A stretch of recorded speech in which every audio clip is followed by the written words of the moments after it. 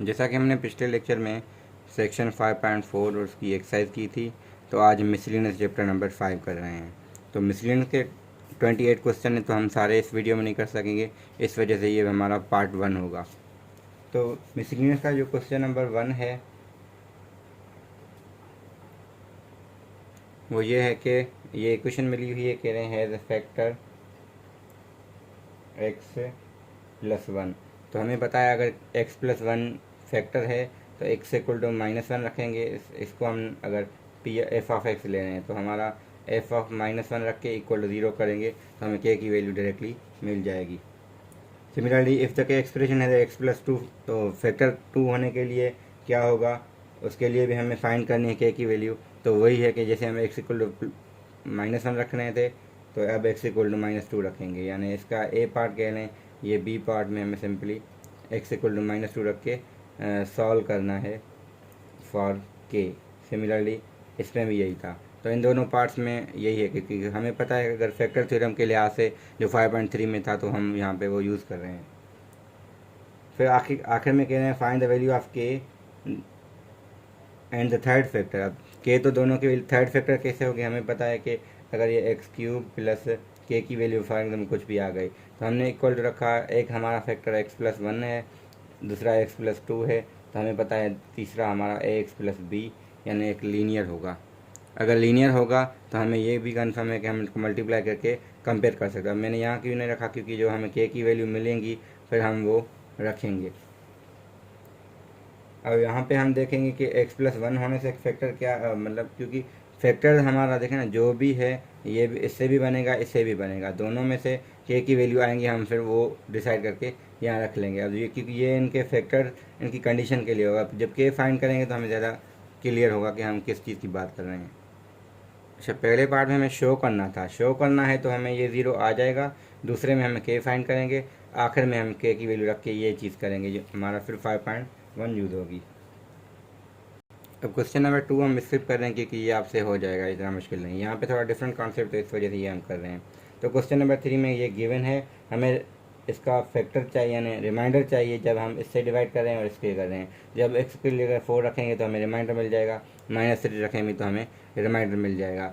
अब reminder check करेंगे तो आपके पास शायद ये 0 आ जाए दोनों में, क्योंकि 0 आएगा तो फिर ये इसके फैक्टर, क्योंकि आखिर में कह रहे हैं इसको कंप्लीट फैक्टराइज भी करें, तो या फिर जो रिमाइंडर बचता है हम वो वहाँ से माइनस कर लेते हैं, तो वो फिर भी डिवीजन हो जाती है, तो वो अलग केस है। अब आखिर में क्या है, कह रहा है फैक्टराइज। तो फैक्टराइज तो फॉर एग्जांपल इसकी हमने निकाले हैं, f(x) is equal something something और समथिंग, तो 3 फैक्टर इसके आ जाएंगे।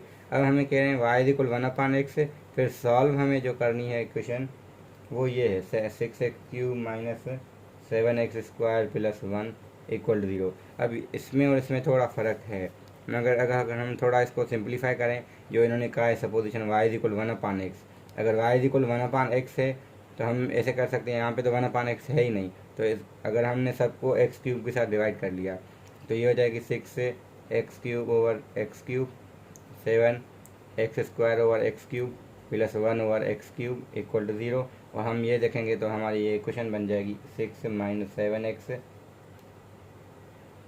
7/x और + 1/x³ = 0। अगर हम अब 1/x को y लेंगे तो ये y³ - 7y + 6 है, यानी ऐसी ही इक्वेशन बनेगी। अब हमने इसको क्योंकि फैक्टराइज कर चुके हैं पहले, जो इसका सोल्यूशन होगा वो यही इसका होगा। हाँ, वहाँ पे वो x की वैल्यू देंगी, वहाँ यहाँ पे वो y की वैल्यू देंगी। जो y की वैल्यू हमारी आएंगी तो हम वो रखेंगे, रिप्लेस करेंगे, तो हमें फिर उसके करेस्पॉन्ड x भी आ जाएगा। तो पहले अगर हमारे पास देखें एक फैक्टर यहाँ पे 4 - x आएगा, x+3 है, तीसरा फॉर एग्जाम्पल कुछ भी आ गया, तो इसकी x की वैल्यू 4 है, -3 है, कुछ भी है। अब जो हमने यहाँ से सॉल्व करेंगे तो वही आएगी, मगर y इक्वल टू आ जाएंगे जवाब। अब y के बराबर है तो हम वहाँ की y की जगह रखेंगे तो हमें फिर x भी मिल जाए, क्योंकि हमें y नहीं चाहिए, हमें x चाहिए। तो जो y हमें मिलेगी यहाँ रखेंगे, तो हमें अगर x फाइंड करनी है तो फॉर एग्जाम्पल x अगर y यहाँ से 4 आ रहा है तो हमें x क्या मिलेगा 1/4। इसके लिए तो ठीक हो सकता है, मगर हमें इसे सॉल्व नहीं करना था, क्योंकि इसकी सिर्फ फैक्टराइजेशन हमें पता है। जवाब इसके आएंगे मगर हमें इसके यूज़ नहीं करने, यूज़ हमें इसके करने हैं। अब क्वेश्चन 4 में भी यही चीज़ है कि अगर आपके पास कह रहे हैं एक्सप्रेशन गिवन है, उसका रिमाइंडर हमें बताया गया है जब इससे डिवाइड कर रहे हैं x+1 के साथ, तो सिंपली एक्स इक्वल -1 रख के हम सॉल्व कर सकते हैं, ये इतना मुश्किल नहीं है। तो क्वेश्चन नंबर 5 अगर देखें तो 5 में हमारे पास कह रहे हैं कि if x plus 2 is a factor of this है but not this, find the value. अब फैक्टर है तो एक्स से वो रिमाइंडर आएगा 0, दूसरे का रिमाइंडर 0 नहीं आएगा। हम इस 5 में ये कर सकते हैं क्योंकि इन्होंने कहा है एक्स प्लस 2 इज फैक्टर, ठीक है। एक फैक्टर है किसका, x power 4 plus P minus 1 x square minus p square, एक ये है, और दूसरा हमारे पास है x cube plus P x square plus minus का 3x प्लस का 10। अब हम ऐसे कर सकते हैं कि इसके लिए भी फाइंड करें, ये किसके लिए है, और इसके लिए फाइंड कर सकते हैं इसके लिए भी है। अगर इसके लिए है तो हम वो देखेंगे, फिर हम देखिए हमें वो वैल्यू चाहिए कि ये जो है इसका फैक्टर हो मगर इसका ना हो। तो हम अगर p का वैल्यू यहाँ पहले x की जगह -2 यहाँ रखते हैं, तो यह -2 का पावर 4 प्लस p माइनस 1 वैसे ही रहेगा, -2 का square minus p square equal to 0। तो यहाँ से जो मिलेगी वो p की 2 वैल्यूज़ मिलेंगी हमें। सिमिलरली हमें कह रहे हैं कि इससे वो रिमाइंडर 0 ना आए, तो यहाँ 0 होने के लिए कंडीशन चेक करेंगे वो कौन सी। अब 0 होने के लिए जो कंडीशंस आएंगी उसमें एक कॉमन आएगा वैल्यू, यहाँ पे भी यहाँ पे भी। हमें वो नहीं लेना क्योंकि हमें वो चाहिए जो इसके लिए हो मगर इसके लिए ना हो। तो अगर हम इसको सॉल्व कर लेंगे ना, क्वाड्रेटिक इक्वेशन बने, फैक्टराइजेशन होगी तो ठीक है, वरना हम कर लेंगे। इसको अगर यहाँ पे पुट करें -2 का क्यूब प्लस p -2 का स्क्वायर -3 इंटू -2 प्लस 1 इक्वल 0। अब यहाँ से p की वैल्यू 1 आएगी, यहाँ से 2 आएंगी, ठीक है। यहाँ से जो एक वैल्यू आ रही है, यहाँ से 2 आ रहे हैं, हमें एक कॉमन शायद मिल जाए, मगर हमें वो कॉमन नहीं लेनी क्योंकि इन दोनों कॉमन के लिए ये फैक्टर बन रहा था। हमें सिर्फ यहाँ से लेनी है क्योंकि इसका तो फैक्टर ये बन जाए, ये ना बने। तो फॉर एग्जांपल यहाँ से p की वैल्यू 2 आ गई, यहाँ से p की वैल्यू 1 और 2 दोनों आ गई। अब 2 के लिए दोनों फैक्टर्स बने, मगर जो 1 है वो सिर्फ इसके लिए फैक्टर बन रहा है मगर इसके लिए नहीं बन रहा, तो हम वैसे कंसिडर करेंगे। अब क्वेश्चन नंबर 6 है, उसमें स्टार बना हुआ है, तो ये थोड़ा इंपॉर्टेंट भी है, थोड़ा डिफरेंट होगा, तो इसके लिए इसमें जो टर्मिनोलॉजी यूज़ हो गई वो हम देखेंगे। अब ये एक डिग्री 5 का पॉलिनोमियल है। अगर ये डिग्री 5 का पॉलिनोमियल है क्योंकि सबसे ज़्यादा डिग्री 5 है, तो यहाँ अगर डिग्री 2 है तो इसकी डिग्री हमें पता है रूल, प्रोडक्ट रूल के तहत, क्योंकि बेस से हमें पावर ऐड हो जाते हैं। वरना अगर दो पॉलिनोमियल डिफरेंट डिग्री के मल्टीप्लाई होते हैं तो उनके पावर ऐड हो जाते हैं। तो यहाँ डिग्री 2 है तो इसकी ज़रूर डिग्री हमारे पास जो पहली बनेगी इसका आंसर हमें 3 मिल जाएगा। Similarly values of a and b कैसे फाइंड करेंगे, तो हम अगर x की जगह 1 रखेंगे, ये पूरा 0 होके इक्वेशन मिलेगी ए बी में, फिर दूसरी -1 रखेंगे, फिर अगेन ये 0 होगा, फिर हम यानी विदाउट की ऑफ एक्स फाइंड करके भी हम ए बी की वैल्यू निकाल सकते हैं। जब हमें ए और बी की यहाँ से वैल्यू मिल जाएंगी वो यहाँ रखेंगे हम। अब हमें पता है ये अगर क्यूबिक पावर 5 की है, यहाँ स्क्वायर की है, यहाँ इसको हम क्यूबिक फॉर्म में ax³ plus bx square plus cx plus d ले सकते हैं। फिर वो रख के अगेन हम इसको सॉल्व कर सकते हैं क्योंकि हमें q ऑफ x चाहिए। मगर ये भी कह सकते हैं अब रिमाइंडर हमें फाइंड करना है, जबकि हमें क्या चाहिए था, reminder when q of x divided. अब ज़रूरी नहीं कि डिवाइड हम वैसे करें, यानी q ऑफ x पता हो ना हो हम वैसे भी कर सकते हैं, क्योंकि रिमाइंडर का मतलब होगा q ऑफ -2, तो ज़रूरी नहीं है कि हमें q ऑफ x अलग से फाइंड करें। तो हम जरा अगर ए बी हमें मिल जाएंगे तो हम x की जगह -2 रखेंगे हर जगह पे ना, तो फिर इस q ऑफ -2 के लिए सॉल्व करेंगे इसको, यानी अलग करेंगे, तो हमें डायरेक्टली वैल्यू मिल जाएगी। यानी हम without finding q of x हम q ऑफ -2 यानी रिमाइंडर फाइंड कर सकते हैं। तो ये इसकी थोड़ी ट्रिक ये है। अब कुछ क्या करेंगे कुछ स्टूडेंट के, वो q ऑफ x को के क्यूबिक पॉलिनोमियल सपोज करके ये मल्टीप्लिकेशन करके फाइंड करेंगे, वो भी कर सकते हैं मगर वो लेंदी होगा, उसकी नीड नहीं है यहाँ पे।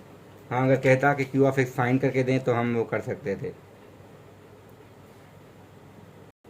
अब क्वेश्चन नंबर जो 7 है उसका कॉन्सेप्ट सिंपल ये है कि आपको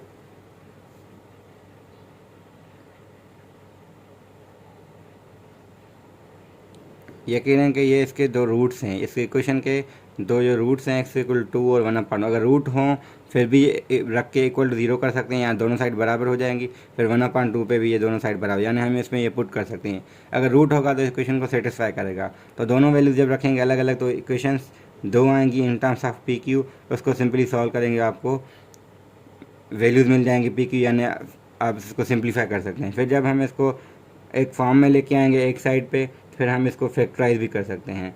फिर क्या आके कह रहे हैं, find the third root. Third root का मतलब फैक्टराइज करके हम रूट फाइंड करें, या फिर हम क्यूबिक का तरीका जो होता है वही तो अप्लाई करें। अब 2 रूट पहले आ चुके हैं, तीसरा रूट हम फाइंड करें। तो हमें ये पता है कि अगर ये रूट है तो x इक्वल टू रूट है तो x माइनस टू फैक्टर होगा, और x इक्वल टू 1/2 रूट है तो x माइनस 1/2 फैक्टर होगा। तो 2 फैक्टर्स के ऑलरेडी हैं, तीसरा हम x प्लस बी सपोज करके कर सकते हैं। हाँ, इस यहाँ पे क्या करना पड़ेगा, इस सब को लेफ्ट साइड लेके आना पड़ेगा सिंप्लीफिकेशन करके, फिर हम इसको फैक्टराइज फॉर्म में लेके जाएंगे, फिर हम इस पर कंडीशन लगाएंगे जिसे हम सॉल्व करते हैं। तो 3 प्रोडक्ट अगर 0 हैं तो तीनों में से कोई एक 0 होगा। अब क्वेश्चन नंबर 8 मैंने ये लिख लिया है, अब इसको हम सिंपली देखते हैं क्या है। अब क्वेश्चन नंबर 8 में कहें सॉल्व करें इसको हमें सॉल्व करना आता है। इसके जो रूट्स हैं, यानी जो इसके फैक्टर्स हैं, वो हम चेक करेंगे। 1 पुट करके देखेंगे, 0 आ रहा है तो ठीक है, 1 -1 उस तरीके से इसको हम फैक्टराइज करके कम्प्लीटली फिर हम इसको सॉल्व कर सकते हैं। वो हमने क्वेश्चन नंबर 1 5.4 में देखा हुआ है। अगर आपको फिर यहाँ पे इशू है तो आपको 5.4 वाला जो मेरा वीडियो है उसमें आपको क्वेश्चन नंबर 1 दोबारा देखना पड़ेगा। सिमिलरली अगर हमें ये कह रहे हैं कि अगर ये इसको हम नाम पी ऑफ एक्स दे रहे हैं और इसको नाम हम क्यू ऑफ एक्स दे रहे हैं, ये कह रहे हैं कि ये पी ऑफ एक्स और क्यू ऑफ एक्स का जो रिमाइंडर है वो सेम है जब हम इसको x माइनस ए के साथ डिवाइड कर रहे हैं। तो हमें ये पता होगा आई, हम इसको कहते हैं कि आई, इसका मतलब ये होगा कि पी ऑफ प्लस का a should be equal to q of a. जब इन दोनों के इक्वल, यानी यहाँ पे भी ए रख दें, यहाँ पे भी ए रख दें, दोनों को इक्वेट करके एक साइड लेके आएंगे तो आपको ये इक्वेशन ज़रूर आ जाएगी। सिमिलरली जब हम y इक्वल 3a लेंगे तो यहाँ हमें पता है ये 27 3 का क्यूब होता है, तो हम इसको लिख सकते हैं y क्यूब प्लस अब y स्क्वायर। अब यहाँ पे देखते हैं 27 है, यहाँ 27 स्क्वायर है। स्क्वायर में अगर हम देखें तो ये 3 × 3a का होल स्क्वायर है ये वाला, तो हम इसको लिखेंगे ये 3y बन जाएगा, माइनस का 18 है तो 18 को ब्रेक करें तो ये हमारा 6y बनेगा, -8 इक्वल टू 0। अब हमने इसको सॉल्व कर चुके हैं, मगर यहाँ पे फ़र्क क्या होगा, यहाँ x की वैल्यू होंगी, यहाँ वो हम y के इक्वल लेंगे। तो y जब आ जाएगा तो फिर हम आगे a के लिए सॉल्व कर सकते हैं ईजिली। पहले हमें यानी यहाँ पे जो हम सॉल्व करेंगे वो x equal to for example कुछ 1 आ गया, 2 3 आ गए। सिमिलरली यहाँ पे वो y के बराबर होंगे, मगर एक्चुअल हमें y नहीं चाहिए, हमें a चाहिए। तो अगर हमें a चाहिए तो हम सिंपली यहाँ वैल्यू रख के a की वैल्यू हम सब्स्टिट्यूट कर सकते हैं। तो क्वेश्चन नंबर 8 को हम ऐसे डील करेंगे। तो ये सवाल वैसा ही जो हमने पहले एक क्वेश्चन किया हुआ है, फिर भी हम देखते हैं। अब सी हम की हमें वैल्यू चाहिए वैसी, जबकि ये तो इसका फैक्टर बन जाए मगर ये इसका ना बने, यानी x -4 रखने से 0 आ जाएगा उस सी की वैल्यू पे, मगर वही सी पे ये नहीं आना चाहिए, तो हमें वो चेक करना है। अब इसको सिंपली ये है कि अगर x इक्वल टू -4 भी रखें, x इक्वल टू 5 भी रखें, यहाँ से सी की 2 वैल्यूज़ आएंगी, यानी इसको हम करें ये कुछ, फिर सी की यहाँ से भी 2 वैल्यूज़ आएंगी। हमें ये पता होगा कि ये जो कॉमन होगा इसका मतलब क्या होगा कि ये दोनों, इन दोनों के लिए मतलब ये वैल्यू और ये वैल्यू, क्योंकि 2 और 3 है, 3 और 4 कहते हैं। तो देखें यहाँ पे 3 दोनों में है, तो इसके लिए दोनों फैक्टर इसके बन रहे थे, तो हमें वो नहीं लेना है, हमें सिर्फ वो लेना है जो इसके लिए हो, इसके लिए है, तो वो फिर 2 होगी। तो ऐसा ही कुछ कॉन्सेप्ट है इसका, तो हमने पहले भी इसको डिस्कस किया हुआ है क्वेश्चन में। सिंपली क्वेश्चन 10 जो है वो उसमें यही कॉन्सेप्ट है कि अगर ये इक्वेशन है और एक्सप्रेशन ये पॉलिनोमियल है तो ये इसका फैक्टर गिवन है, तो फैक्टर गिवन है तो x इक्वल टू -2 रखने से आंसर 0 आएगा। तो ये रख के 0 हम p की वैल्यू इजीली फाइंड कर सकते हैं। ये जो आ जाएगी p इसमें वापस रखें तो ये हमें इक्वेशन दोबारा मिल गई, अब इसमें p नहीं रहा। अब ये इक्वेशन आ गई है तो हमें शो करना है ये इसका फैक्टर है। Simply x equal to 2 radical 3 put करें और चेक करें तो क्या ये जवाब 0 आता है, और ये आएगा क्योंकि ये शो कह रहे हैं। अगर ये आ गया तो हमें पता है कि ये जो x क्यूब प्लस ये जो इक्वेशन है पूरी, ये हमें पता है एक फैक्टर इसका x प्लस रेडिकल 2 है, एक हमें ये बताया x माइनस रेडिकल 2 रेडिकल 3 है, तीसरा हम कहेंगे ये इसका x प्लस b है। फिर हम इसको इजीली वैल्यूज पुट करके या हम मल्टीप्लाई करके कर सकते हैं। ये जब आ जाएगा तो हम इसको इक्वल टू 0 रखेंगे, फिर हमें पता है इसको कैसे सॉल्व करेंगे। तो ये 0 है या ये 0 या ये 0, अगर ये 0 है तो x की value minus radical 2 plus 2 radical 3 और ये वाला यहाँ से जो भी आ जाए, तीसरा फैक्टर पहले आएगा तो हम फिर सॉल्व कर सकते हैं। तो सॉल्व का मतलब ये होता है हम पहले फैक्टराइज करते आते हैं, अब इक्वल टू 0 रखेंगे तो सॉल्यूशन क्योंकि पहले वो एक्सप्रेशन था, अब ये इक्वेशन बन गई। तो एक्सप्रेशन सॉल्व नहीं होता, फैक्टराइज हो सकता है, मगर इक्वेशन सॉल्व हो सकती है, तो इसलिए हम इसको अब सॉल्व कर सकते हैं। तो इस वीडियो में हम इतना ही कर रहे हैं। अब जो नेक्स्ट पार्ट है वो हम पार्ट 2 में करेंगे। तो मैं कोशिश कर रहा हूँ, क्योंकि इसके क्वेश्चन ज़्यादा हैं, तो इन्हें पहले मैंने तो सोचे थे कि 2 पार्ट्स में डिस्ट्रीब्यूट करूँ, अब मैं इसको 3 पार्ट में डिस्ट्रीब्यूट कर रहा हूँ। यानी 10 क्वेश्चन इसमें हमने कर दिए, सिमिलरली 10 बाकी में होंगे, और जो रिमेनिंग 8 बचेंगे हम उसमें कर देंगे। तो 3 पार्ट में हम इसको डिस्ट्रीब्यूट कर रहे हैं इस मिसलिनियस को, ताकि आपको क्वेश्चन सर्च करने में भी इजी लगे। तो मैं क्वेश्चन मेंशन कर दूंगा वीडियो में कि ये पार्ट 1 है, वो क्वेश्चन नंबर यहाँ से लेकर यहाँ तक है। Thank you.